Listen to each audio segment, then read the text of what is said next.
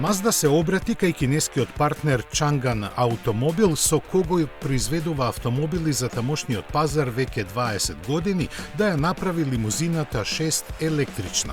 Резултатот бргу дојде во форма на Mazda EZ6, седанот од средна големина кој беше представен на саемот за автомобили во Пекинг во април 2024 година. Истата соработка важи и за европската верзија на EZ6, која на стариот континент ќе се продава под името Mazda 6e. Таа може да се пофали со препознатливиот дизајн, карактеристичен за едноставноста и течната купеовска форма.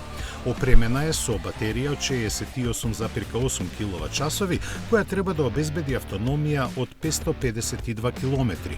Уште е нејасно кога ќе започне продажбата во Европа, а почетната цена треба да биде околу 46.000 евра.